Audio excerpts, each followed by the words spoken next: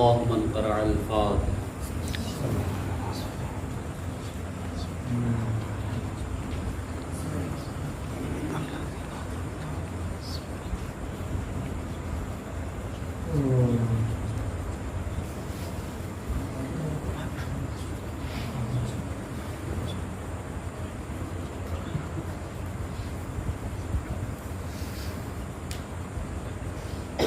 أعوذ بالله من الشيطان الرجيم. بسم الله الرحمن الرحيم. الحمد لله الذي هدانا لهذا وما كنا لنهتدي لولا أن هدانا الله. لقد جاءت رسول ربنا بالحق والصلاة والسلام وتحية والإكرام مولانا مولا القونين جد الحسن والحسين بالقاسم محمد. اللهم صل على محمد وعلى محمد الطيبين الطاهرين المعصومين المظلومين ولعنة الله على أعدائهم أجمعين من يومنا هذا إلى قيام يوم الدين. آمين يا رب العالمين. أما بعد فقد قال الله تعالى وتبارك في القرآن الكريم أصدق الصادقين قوله الحق بالحق. بسم الله الرحمن الرحيم. كل نفس ذائقة الموت. صلوات محمد. اللهم صل على محمد وعلى محمد. ایک مرتبہ سورہ الحمد اور 3 مرتبہ سورہ توحید کی تلاوت فرما کر مرحوم ذاکر العبید مولانا محمد توجہ صاحب ابن یوشا فیض صاحب اور والدہ گرامی مرحومہ مرضیہ بی بی بنت مولانا علی حضر آبدی صاحب قبلہ مرحوم فیض آبادی کو اصال کر دیں.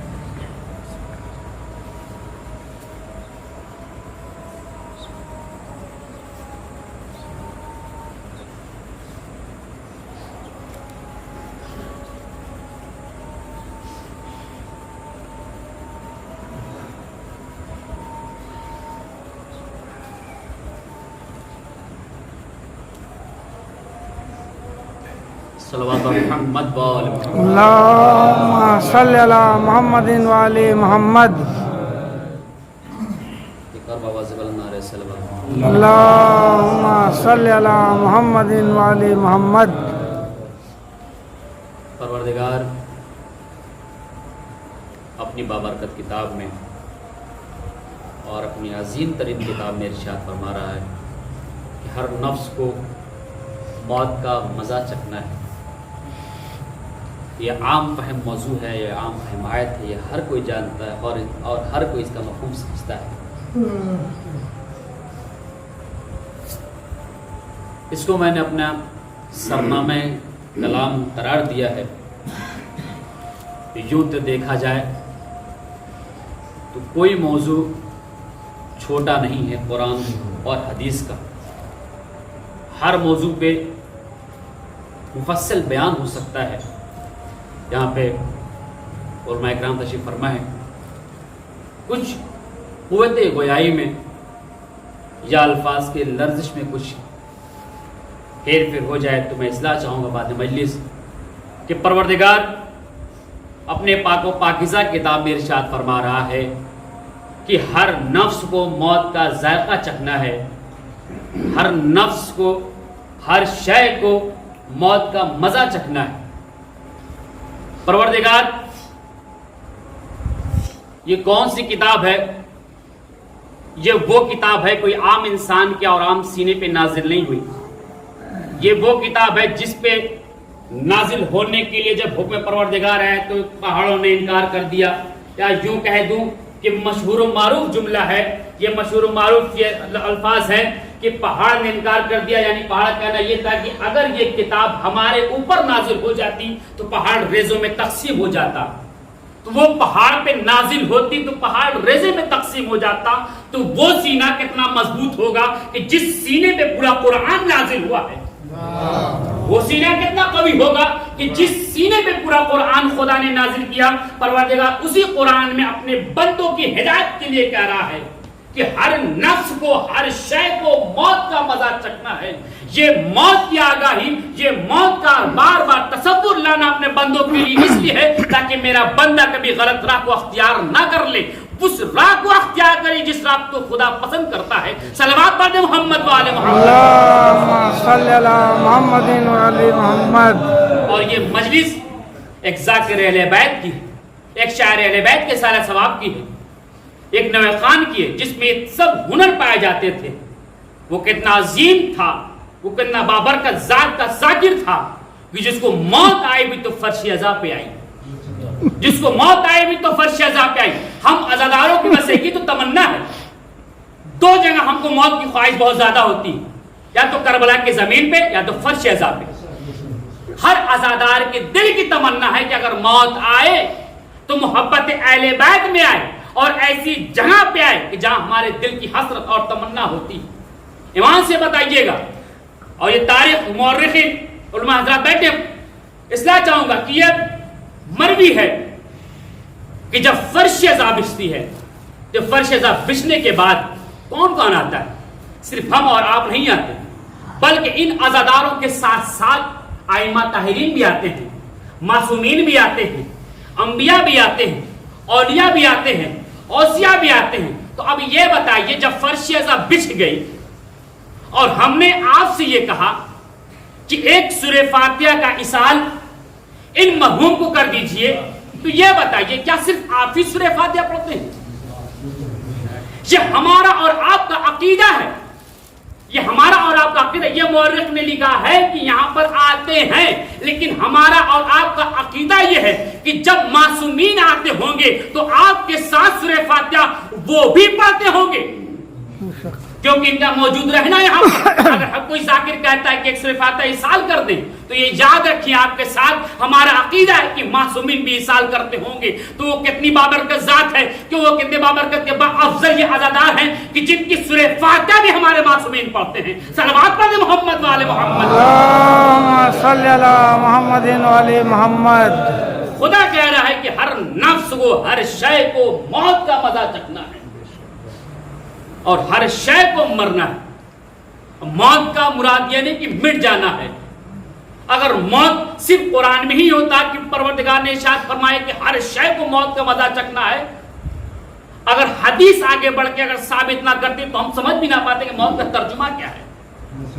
ورنہ دنیا تو موت کے بارے میں ہم کو یہی بتاتی ہے کہ موت کے بارے میں مٹ جانا ہے، فنا ہو جانا ہے، لیکن حدیث معصومین آگے بڑھ کے آواز دیتی ہے کہ موت مٹ جانے کا نام نہیں ہے، موت بقا کا نام ہے، کیونکہ حدیث پیغمبر، حدیث معصومین بڑھ کے آواز دیتی ہے کہ جو بھی مومن، جو بھی انسان محبت اہل بیت میں مر جائے تو وہ مرتا نہیں بلکہ زندگی پاتا ہے، وہ شہید مرتا ہے۔ شہید کے معنی زندگی کے ہوتے ہیں۔ تو قرآن نے کہا کہ ہر شے کو موت کا مزہ چکھنا ہے، لیکن اگر اسی جو شے کے دل کے اندر، جس شے کے رنگت میں، جس شے کے بو کے اندر اہل بیت کی محبت نہیں پائی جائے گی، یاد رکھیے گا وہ مٹ سکتی ہے لیکن بقا نہیں ہو سکتی۔ صلوات کر دیں محمد و آل محمد، اللہم صلی علی محمد و آل محمد۔ کیونکہ محبت اہل بیت زندگی دینے کا نام ہے، فنا ہو جانے کا نام نہیں ہے۔ جو بھی محبت اہل بیت میں مرتا ہے وہ مرتا نہیں ہے، زندگی پاتا ہے۔ وہ تو دنیا والوں کی زبان اور لسان کی یہ بات تھی، وہ کہتا ہے کہ موت آگے مل گیا، نہیں، ہمارے اندر، ہمارے مذہب میں موت نہیں بلکہ انتقال کا نام لیا جاتا ہے، تاکہ وہ مرا نہیں بلکہ منتقل ہوا ہے یہاں سے کہیں اور بارگاہ میں۔ یہ یاد رکھیں، خدا وحدہ لا شریک نے ہر ایک موڑ پہ اپنے بندوں کی ہدایت کے لیے، ہر ایک موڑ پہ اپنے بندوں کی ہدایت کے لیے آگاہی دی ہے کہ یاد رکھو، اپنے موت کو یاد رکھو ہمیشہ۔ اگر موت کی یاد رکھو گے تو خلوص پروردگار اور عبادت پروردگار میں خلوص پیدا ہوگا، اگر موت کا خیال اگر ذہن و دل میں ہوگا۔ لیکن حالات حاضرہ میں اور آج کے دور میں ہمارے ذہن و دل سے موت کا خوف نکل گیا ہے. یہی وجہ ہے کہ ہم آج گمراہی کے راستوں کو زیادہ اختیار کر چکے ہیں اور عبادت پروردگار معصومین کی محبت سے دور ہو چکے ہیں. صرف معصومین کی محبت یہ نہیں کہ ہم ماتم کر لیں, مجلس کر لیں, بلکہ معصومین کی محبت میں سب سے عظیم چیز یہ ہے کہ اپنی سیرت کو معصومین کی سیرت سے ملا کر دیکھیں تاکہ غیر مذہب والے کہیں کہ واقعی یہ حسینی لگتا ہے. پروردگار موت کی آگاہی کرتا ہے کہ اپنے موت کو یاد رکھو. جس چیز پہ آپ کو ناز ہے, آپ کو اپنے بدن پہ ناز ہے, آپ کو اپنی قوت پہ ناز ہے, آپ اپنے مجسمے جیسے جسم پہ ناز ہے, کس چیز پہ آپ کو ناز ہے؟ اپنے دولت پہ ناز ہے, اپنے شہرت پہ ناز ہے, اپنے بنائے ہوئے گھروں پہ ناز ہے, اپنی زندگی پہ ناز ہے. یہ سب نازیں بیکار ہے, کیونکہ ہمارا مولا فرماتا ہے سنو دنیا والوں, دنیا پہ ناز کرنے والوں, تم کو اپنی دولت پہ ناز ہوگی, ناز ہوگی, تم کو اپنی شہرت پہ ناز ہوگی, ناز ہوگی, تم کو اپنی عزت پہ ناز ہوگی, ناز ہوگا, تم کو بہت ناز اپنی شہرت پہ, بہت ناز اپنی دولت پہ, بہت ناز اپنے خاندانوں پہ, بہت ناز اپنی نسلوں پہ, بہت ناز اپنی دنیا والوں دنیا پر. سنو دنیا کی لذتوں میں کھو جانے والوں, یہ دنیا میرے نزدیک, میری نظروں میں سور کے ان اتڑیوں کی برابر, ان اتڑیوں سے زیادہ ذلیل ہے کہ جو ایک کم سین, ایک لاگر, ایک مجبور کے ہاتھوں میں ہوتی ہے. یہ دنیا کیا ہے مولا کے نزدیک؟ خنزیر, سور کی ان اتڑیوں کے زیادہ برابر ذلیل ہے کہ جو ایک مجبور کے ہاتھوں میں ہوتی. نہج البلاغہ کرم کے سارے مولا فرماتے ہیں کہ اے دنیا والو, صفین کی جنگ کے بعد مولا متقیان کا قبرستان کی طرف سے گزر ہوا. قبر سے مخاطب ہو کر مولا فرماتے ہیں اے وحشت افزا گھروں میں رہنے والوں, اے غربت زندگی بسر کرنے والوں, اے خاک نشینوں, تم کو جس پہ بہت ناز تھا, تم کو اپنی دولت پہ ناز تھا, وہ دولت تقسیم ہو گئی. تم کو اپنی بیویوں پہ ناز تھا, وہ بیوی کسی اور سے نکاح کر کے خوش ہے. تم کو اپنے مکانوں پہ ناز تھا, وہ مکان جا کر دیکھو, وہ مکان برباد ہو چکے ہیں, وہ مکان کسی اور نے غصب کر لیا ہے. تم کو کس چیز پہ ناز تھا؟ مولا فرماتے ہیں اپنے اصحاب کی طرف مخاطب ہو کر سنو, اگر ان کو پھر سے زندگی دے دی جائے, ان سے کوئی پوچھے یا ان میں جان ڈال دی جائے تو پتہ یہ کیا کہیں گے؟ یہ سیدھے یہی کہیں گے سب سے بہترین زندگی تقوی پروردگار ہے, تقوی پرہیزگاری ہے. سب سے بہتر زندگی یہ تو ہم اور آپ ہیں جو دنیا کی لذتوں میں ملوث ہو کر کھو رہے ہیں کہ جو ہم کو نیکی کا راستہ سمجھ میں نہیں آتا, ہم کو سیدھا راستہ سمجھ میں نہیں آتا. حالانکہ ہر جگہ, ہر موڑ پہ پروردگار نے ہمیں ہماری رہبری کی ہے. یہ قرآن کیا ہے جس کو ہم گھروں میں کونے پر رکھ دیتے ہیں؟ اس کو کس لیے کام آتا ہے؟ جب کوئی مریض ہوتا ہے اس کے شفا کے لیے کام آتا ہے. جب کوئی مریض میں تبدیل ہو جاتا ہے تب اس کو قرآن پڑھتے ہیں, سورہ یاسین پڑھتے ہیں. صرف مرض کے لیے قرآن نہیں ہے, بلکہ آپ کی ہدایت کے لیے قرآن ہے. آپ اس کو سمجھے تو صحیح کہ قرآن ہے کیا چیز. پروردگار, اسی لیے پروردگار کہتا ہے کہ اگر میرے بندے کو کوئی ضرورت ہے, کوئی چیز چاہیے تو میری بارگاہ میں آ کر مانگے. یہ یاد رکھو, دنیا والوں سے مانگو گے تو ذلیل ہوگے, اگر پروردگار سے مانگو تو کبھی زندگی میں ذلیل نہیں ہو سکتے. صلوات پڑھ محمد والے محمد, اللہم صلی علی محمد و آل محمد. یہ دنیا والے تم کو ایک بار دیکھ کر دوبارہ کہہ سکتے ہیں, لیکن خدا وحدہ لا شریک اگر تم کو دے گا تو دوبارہ کہے گا نہیں کہ تم پہ احسان نہیں جاتائے گا کہ تمہارا میں نے یہ ساتھ دیا, تم نے مجھے بھول گئے, تم مجھے فراموش کر گئے. یہ دنیا ہے, اگر دنیا والوں سے مانگو گے تو یاد رکھو وہ احسان جتا بھی سکتا ہے, تم کو کسی موڑ پہ ذلیل بھی کر سکتا ہے. لیکن شرط یہ ہے کہ خلوص دل سے پروردگار کی بارگاہ میں آؤ تو صحیح, سر جھکاؤ تو صحیح, خلوص دل سے پروردگار کی بارگاہ سے خدا سے مانگو تو صحیح. کیوں نہیں ملے گا تمہیں؟ اگر اس کے علاوہ کسی در سے مانگو تو یاد رکھو اپنے آپ کو ذلیل کرنے پہ راضی ہو گیا. پروردگار کہتا ہے کہ موت کا خیال ہر ایک گام پہ, ہر ایک دور میں, ہر ایک وقت اپنے ذہن میں رکھو تاکہ تم گمراہی کا راستہ اختیار نہ کر سکو. پروردگار, ایک واقعہ یاد آتا ہے کہ پروردگار کیا کہتا ہے کہ تم اگر دنیا والوں سے مانگو گے, ایک صلوات پڑھ محمد والے محمد, اللہم صلی علی محمد و آل محمد. اگر دنیا والوں سے مانگو گے تو ذلیل ہوگے, خدا سے مانگو گے تو ذلیل نہیں ہوگے. خدا اپنے بندوں سے محبت اتنی کرتا ہے تاکہ وہ نہیں چاہتا کسی مقام پہ میرا بندہ ذلیل و رسوا ہو، میرا بندہ شرمندہ ہو، میرا بندہ شرمندہ ہو اور تمام لوگوں کے درمیان میں اپنے سر کو جھکا لے، خدا یہ بھی نہیں چاہتا۔ سنیں گے جناب موسیٰ نبی اللہ کے زمانے کا واقعہ ہے۔ جناب موسیٰ کے دور میں علماء کرام موجود ہیں۔ جناب موسیٰ نبی اللہ کے دور میں بارش کا قحط ہوا، فصلیں برباد ہونے کو تلی تھی، اگر بارش نہ ہوتی تو فصلیں برباد ہو جاتی۔ جناب موسیٰ نبی اللہ سے موسیٰ ان کی قوم نے پوچھا کہ یا نبی اللہ یہ بتائیے کیا ماجرا ہے کہ ہماری فصلیں برباد ہو رہی ہیں، جتنی فصلیں میری نکلی ہوں سب برباد ہو جائیں گی، اگر یہ آب باران نہیں ہوگا، بارش نہیں ہوگی تو میری فصلیں تباہ و برباد ہو جائیں گی۔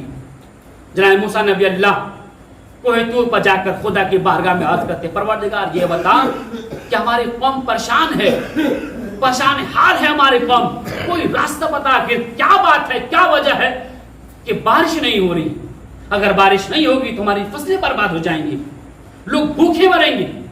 تو خدا وحدہ لا شریک کی آواز آئی، اے موسیٰ تمہاری قوم میں ایک ایسا گنہگار ہے، ایک ایسا گنہگار ہے کہ جس کی وجہ سے بارش نہیں ہو رہی۔ اس کا مطلب بات میرے اوپر کچھ عرض کرنا چاہتا ہوں، اس کا مطلب صرف گنہگار ہونا خود کا گنہگار نہیں ہوتا، اس کا مطلب اس بات سے ثابت ہوتی ہے کہ اگر ہمارے قوم میں، ہمارے قبیلے میں، ہمارے علاقے میں اگر کوئی بھی پریشانیاں آتی ہیں تو یا تو کوئی ایک گنہگار ایسا ہوگا کہ جس کی وجہ سے پریشانی میں مبتلا ہے پورا علاقہ۔ کیوں اس بات کی دلیل ہے کہ ایک گنہگار بندوں سے یہ نہیں کہ صرف وہی پریشان ہو سکتا ہے، اس گنہگاری کی وجہ سے پورا قبیلہ بھی پریشان ہو سکتا ہے۔ لہذا بارگاہ معبود میں مغفرت کی دعا کریں۔ جناب موسیٰ نبی اللہ نے کیا کہا، پروردگار نے کیا کہا کہ اے موسیٰ تمہاری قوم میں ایک ایسا گنہگار بندہ ہے کہ جب تک وہ تمہاری قوم کو چھوڑ کر جائے گا نہیں، تمہارا قبیلہ چھوڑے گا نہیں، تمہارے علاقے سے جائے گا نہیں، تب تک بارش نہیں ہوگی۔ جناب موسیٰ نبی اللہ آئے، محفل جمی، سب لوگ بیٹھے تھے، تمام نشست کے لوگ تھے، پوچھا گیا کیا بات ہے، آپ نے خدا سے گفتگو کیا؟ جناب موسیٰ نبی اللہ نے کہا ہاں میں نے گفتگو خدا سے کی، خدا کا فرمان ہے کہ ہمارے قوم میں، ہمارے قبیلے میں، ہمارے علاقے میں ایک ایسا گنہگار بندہ ہے کہ جس کی وجہ سے، جس کے گناہ کی وجہ سے بارش نہیں ہو رہی۔ روایت بتاتی سب ایک دوسرے کو دیکھنے لگے، ایک دوسرے کی طرف نظر کرنے لگے، لیکن جو گنہگار بندہ تھا وہ سمجھ گیا کہ لگتا ہے میری ہی وجہ سے بارش نہیں ہو رہی۔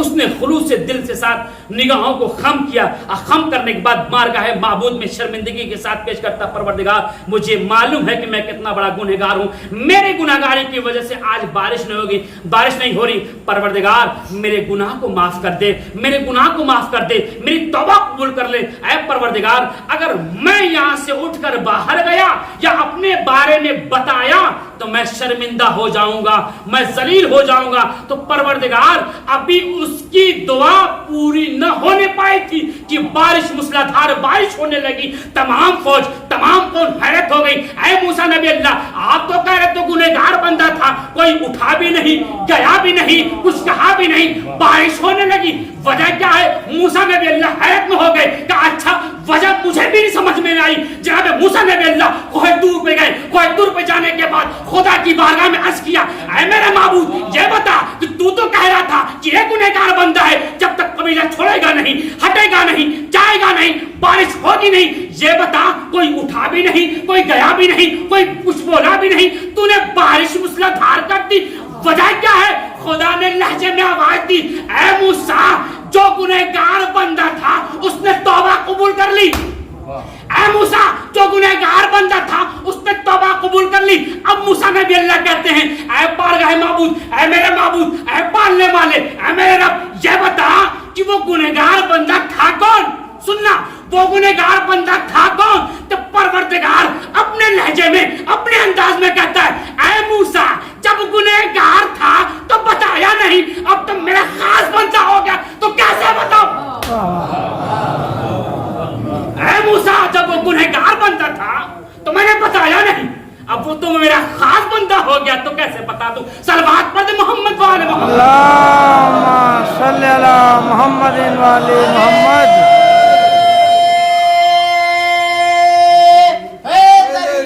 या अली अल्लाहुम्मा सल्ली अला मुहम्मदिन वाले वो मोहम्मद। माबूद हकीकी अपने बंदे को कभी जलील और रुस्वा नहीं देखना चाहता। वो चाहता है कि मेरा बंदा मेरा खास हो जाए। हर मोड़ पे उसको इज्जत मिलेगी, हर राह पे उसको कामयाबियां तलाश करेंगी। ये याद रखिए, ये बजस्ता जोड़ के मैं गुजारिश कर रहा हूं कि अपने आप से अगर कुछ मांगना है तो दुनिया वालों के पास ना जाइए, बारगाह माबूद में जाकर सर खम करके खुलूस दिल से मांग कर तो देखिए सही, मिलेगा क्यों नहीं। क्योंकि उसके अलावा है कौन हमारा इस दुनिया में। उसने जब पैदा किया है तो हमारे सुनेगा भी, क्योंकि उसी का कहना है कि मैं तुम्हारी मां से ज्यादा मोहब्बत करता हूं। तो ऐ मेरे माबूद, जब तू मां से ज्यादा मोहब्बत करता है तो अज़ियत में कैसे देख सकता है। इसका मतलब कि अज़ियत अगर हमारे ऊपर नाजिल होती है तो मेरे करने का फल होता है। एक सलवात पढ़ दे मोहम्मद वाले मोहम्मद। अल्लाहुम्मा सल्ली अला मुहम्मदिन वाले मोहम्मद।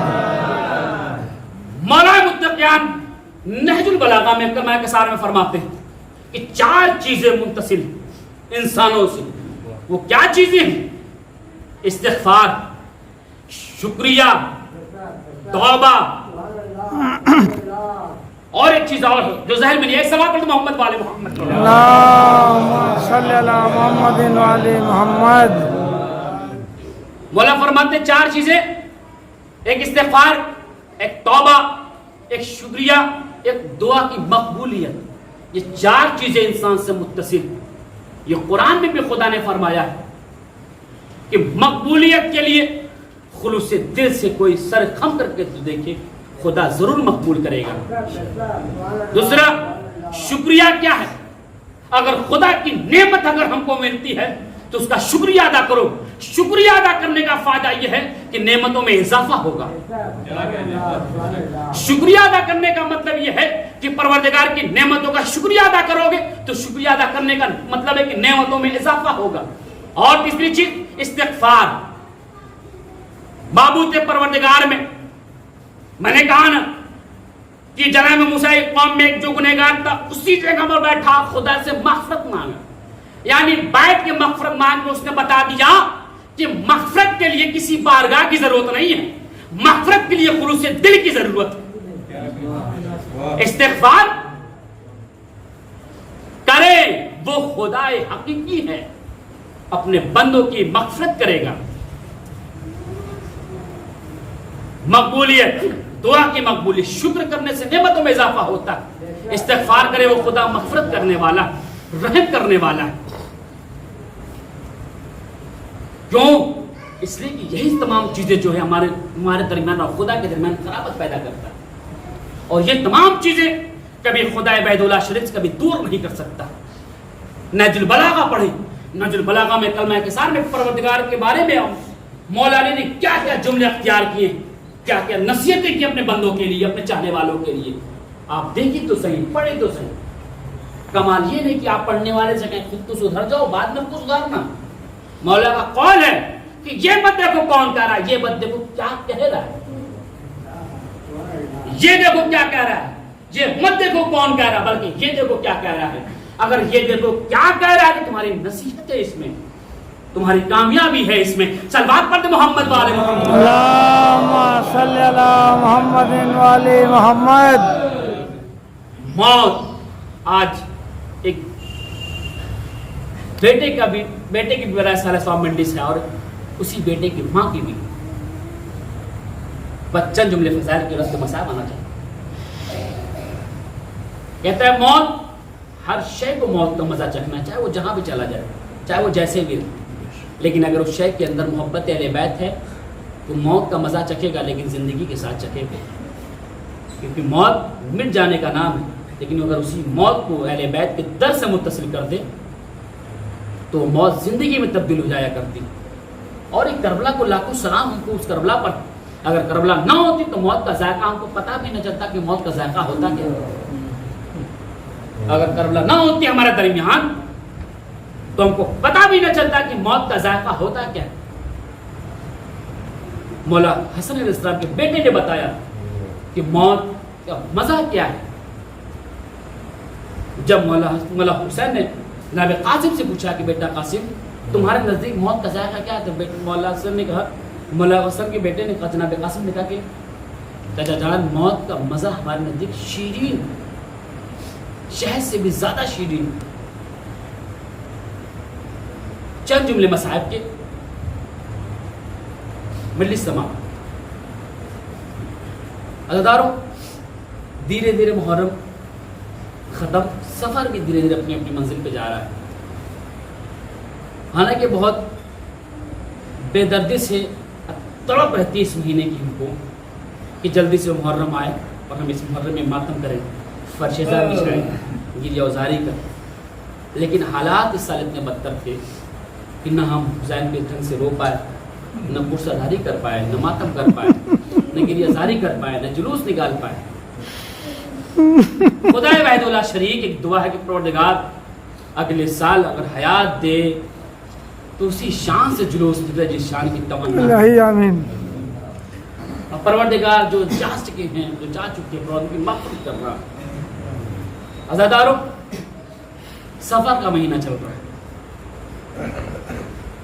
ایک بیٹے اور ماں کی برائے صالح ثواب کی مجلس ہے۔ بیٹا ابھی تقریباً مرنے کی تلوار میں نہیں تھا، اس کی موت سن کر ہر ایک حیرت زدہ تھا۔ وہ ذاکر تھا، شاعر تھا، خطیب تھا، ہر ایک دل میں اس کی محبت تھی۔ جس نے بھی موت کی خبر سنا، جس نے بھی شہید کی خبر سنا، جس نے بھی شہادت کی خبر سنا، انتقال کی خبر سنا، ان کے پیروں تلے زمین کھسکی کہ ہاں یہ کیا ہو گیا۔ عزاداروں، اگر کربلا نہ ہوتی ہمارے درمیان اور اگر مولا حسین کا غم نہ ہوتا ہمارے درمیان تو ہم کسی غم کو برداشت کر پاتے، نہ کسی غم کو سہ پاتے۔ یہ تو ایک جنازہ تھا جو گھر سے نکلا، قبرستان گیا اور دفن بھی ہوا۔ دفن کرنے والوں نے بڑی شان و شوقت سے دفن کیا اور پرسہ دینے والوں نے باہر سے آئے، پرسہ دیا۔ جو نہ پہنچ سکے انہوں نے فون کر کے پرسہ دیا کہ ہائے مجھے بہت افسوس ہے کہ ہمارے درمیان ہمارا بھائی نہ رہا، ہمارا چچا نہ رہا، تمہارا باپ نہ رہا۔ عزاداروں، کربلا کر دیکھیے، نہ کوئی کفن دینے والا ہے، نہ کوئی پرسہ دینے والا ہے، نہ کوئی تسلی دینے والا ہے۔ ایک بیٹا اپنے باپ کے جنازے کو دیکھ رہا ہے۔ وہ کیسا جنازہ تھا؟ وہ جنازہ ایسے نہیں تھا کہ مجسمہ ہو، وہ جنازہ ٹکڑوں میں تبدیل تھا۔ عزاداروں، رونے کے لیے اتنا کافی ہے کہ یہ غم حسین علیہ السلام کا غم ہے۔ اگر یہ ہمارے درمیان ہمارے گھروں سے ایک جنازہ نکلتا ہے تو بڑی تکلیف ہوتی ہے نا، بڑی اذیت ہوتی ہے، دل خون روتا ہے۔ جنازہ جب تک دفن نہیں ہوتا روتا ہے انسان، کچھ دن تک اس کو صدمہ رہتا ہے۔ عزادارو، ہمارے درمیان تو ہمارے گھرانے والوں کو، ہمارے مرنے والوں کو تاپاتا نہیں ہے، تاپا کر مارتا نہیں ہے، لاشوں کو پامال نہیں کرتا، ٹکڑوں میں تقسیم نہیں کرتا۔ عزادارو، وہ امام سجاد علیہ السلام کتنا صابر امام تھا کہ جوان بیٹا موجود ہے، باپ کا جنازہ ٹکڑوں میں تقسیم ہے۔ عزادارو، باپ کا جنازہ ٹکڑوں میں تقسیم ہے۔ قیامت تو تب ہوگی عزادارو کہ جب یہ قافلہ کربلا سے جانب شام جانے لگا۔ سننا عزادارو، بس میں نے ربط مصحف کچھ دیر مصحف پڑھنا ہے، میں نے مجلس تمام کر دی۔ رونا آپ کی ذمہ داری ہے، پڑھنا میری ذمہ داری ہے۔ احساس کرنا کربلا کا نام ہے، صرف سننا کربلا کا نام نہیں عزادارو۔ احساس کر لینے پہ آنکھوں سے آنسو جاری ہو جاتے ہیں، کیونکہ محبت کا تقاضا یہ ہے کہ اگر تکلیف سامنے والوں کو ہے تو محبت کرنے والوں کو بھی تکلیف ہوتی ہے۔ عزادارو، کربلا کا میدان جب یہ قافلہ جانب شام جانے لگا تو یہ حکم ہوا کہ سنو، ان کو ان کے شہداء کے لاشوں کے جانب سے گزارا جائے، شہداء کی لاشوں کے جانب سے گزارا جائے۔ یہ آسان ہے پڑھنا، آسان ہے سن لینا۔ ارے وہ بہن زینب اور وہ بیٹا سجاد، ارے وہ بہن زینب اور وہ بیٹا سجاد جب وہ لاشوں کی طرف سے جانے لگے، جناب زینب سلام اللہ علیہا ابھی اپنے بھائی کا پرسہ دے رہی تھی، ابھی بھائی پہ رو رہی تھی، کیا دیکھا؟ ایک ملعون مولا سجاد میں کوڑے برسا رہا ہے۔ جناب زینب سلام اللہ علیہ کیا دیکھتی ہیں؟ کچھ دیر دیکھنے کے بعد جناب زینب سلام اللہ علیہ اپنے بھائی کے لاشے کو چھوڑ کر مولا سجاد کے پاس دوڑی۔ اے بیٹا سجاد، کیا بات ہے؟ اے مولا سجاد نے عجیب لہجے میں جملہ فرمایا۔ عزادارہ سننا، مولا سجاد فرماتے ہیں، اے بوبی اماں، جتنا ہے رونا رو لیجئے، पता नहीं वापस आना नसीब होगा या नहीं। अरे बेटा सज्जाद क्या बात है, तुम पे कोड़े बरसाए जा। मौला सज्जाद फरमाते हैं ऐ बुबी अम्मा, अभी हम में इतनी ताब है कि कोड़े खा सकता हूँ। आपको जितना रोना है रो लीजिए। आजादारो जनाब ज़ैनब मौला सज्जाद के गलों से लिपट गए। ऐ बेटा सज्जाद, अब मुझे नहीं मिलना, हमको तुम्हारी अज़ियत बर्दाश्त है, हमको तुम्हारी अज़ियत बर्दाश्त नहीं होती। आजादारो जब ये काफिला चला, सुनना आजादारो, जब ये काफिला चला, एक भाई की सारे सवाब की मजलिस से, वो भाई चचा भी था, वो भाई भी था, बहुत जाने वाला था, हर बच्चों से मोहब्बत करता था, हर छोटे बड़ों से मोहब्बत करता था, हर छोटे बड़ों से लगाव था। आजादारो मौला सज्जाद अलैहिस्सलाम, मौला सज्जाद, बस आखिरी जुमला मसाब के पढ़ रहा हूँ। मौला सज्जाद अलैहिस्सलाम जब ये काफिला जानिब शाम चला, जानिब शाम चला, बच्ची को अपने चचा पे बहुत नाज था, बच्ची को अपने चचा पे बहुत नाचता। आजादारो जब घर में कोई लायक का चचा होता है तो छोटे छोटे बच्चे उनसे बड़ा लगाव रखते हैं, बड़ी मोहब्बत रखते हैं। जब भी बाहर से आता है तो अगर मिलने जाते हैं, जब भी बाहर से आएगा तो छोटे छोटे बच्चे हैं ना, फौरन लिपट जाते हैं। कुछ तो सहारा है, कुछ तो ढारस है। जब घर में बाप नहीं होता तो चचा मदद करने आता है, बड़ा भाई मदद करने आता है। आजादारो वो भाई जो को बेड़ियों में लंगर में फंसा हुआ, जब ये काफिला जानिब शाम चला, सुनना कयामत का जुमला सदारो, मजलिस तमाम हो गई, बड़ा नाश्ता जनाब सकीना को अपने चहीते चचा अब्बास पे। अरे सदारो जब मलऊन आगे बढ़ा, कोड़े बरसाने लगा, तमाचे मारने लगा, सकीना को सकीना तड़पने लगी, लेकिन फिर भी सकीना बर्दाश्त करती थी। लेकिन जब शिमर कोड़े मारता था, जब कहता था बुला चचा अब्बास को, बड़ा नाश्ता, अरे बुलाओ बड़ा नाश्ता। अरे सकीना दौड़ी हुई चाचा भैया सज्जाद के पास आई, मौला सज्जाद से कहती है ए भैया कोड़े खाना बर्दाश्त है, तमाचे खाना बर्दाश्त है, तुरने खाना बर्दाश्त है, ए भैया सब अज़ियत बर्दाश्त है, ए भैया लेकिन ये बर्दाश्त नहीं होता। मौला सज्जाद पे ए सकीना बहन क्या बात है, बोला ए भैया सज्जाद, अरे इस मलून से कह दो कि जितना कोड़े मारना है मारे, जितना तमाचा मारना है मारे, जितने तुझे मारना है मारे। ए बोल भैया सज्जाद, इस मलून से कह दो कि मुझे ताना ना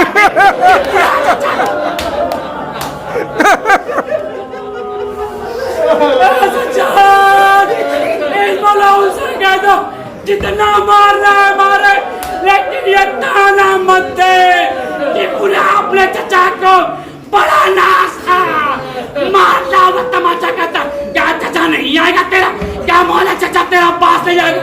अरे भैया तेरी तरफ जाता है, जब ये ताना देता बर्दाश्त नहीं होता। अल्लाह मग़फ़िरत।